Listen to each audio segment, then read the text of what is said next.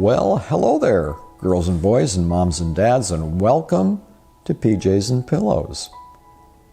Tonight's book is called The Invisible Boy.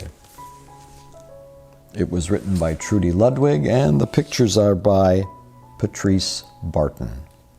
Let's begin. Can you see Brian, the invisible boy? Even Mrs. Carlotti has trouble noticing him in her classroom. She's too busy dealing with Nathan and Sophie. Nathan has problems with what Mrs. Carlotti calls volume control. He uses his outside voice inside too much. Sophie whines and complains when she doesn't get her way. Nathan and Sophie take up a lot of space. Brian doesn't. When the bell rings for recess, Micah and JT take turns choosing kids for their kickball teams. The best players get picked first, then the best friends of the best players, and then the friends of the best friends. Only Brian is left, still waiting and hoping. JT glances in Brian's direction and just as quickly looks away. We've got enough players for each team, he tells the others. Let's play ball. In the cafeteria, Madison and her friends talk about her birthday party. The rope swing over the pool was awesome, says JT. Yeah, so was the water slide, adds Fiona. That was the best pool party ever. I'm so glad you guys had fun, says Madison. Everybody did, except Brian. He wasn't invited. At choosing time, while the other kids play board games and read, Brian sits at his table, doing what he loves to do best. He draws fire-breathing dragons scaling tall buildings. There's a man with a marshmallow on a stick who says, "Thank you for toasting my marshmallow."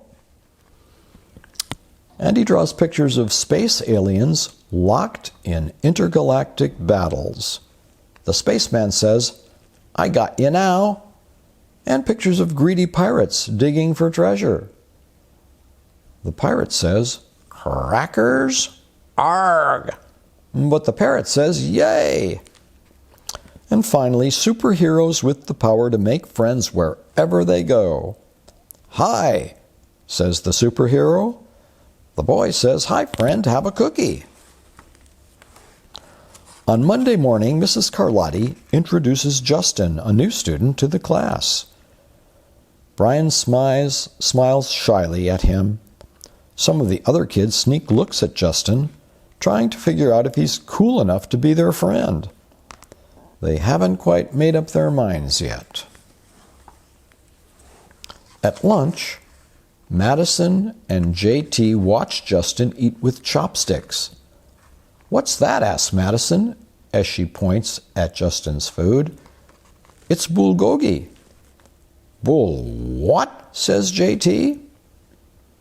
"Bulgogi, it's Korean barbecued beef. My grandma made it for me. It's really good. Do you want to try some?" "There's no way I'd eat boogergi," says one of the boys. And the kids laugh, all of them. That is, except Brian. He sits there wondering which is worse, being laughed at or feeling invisible.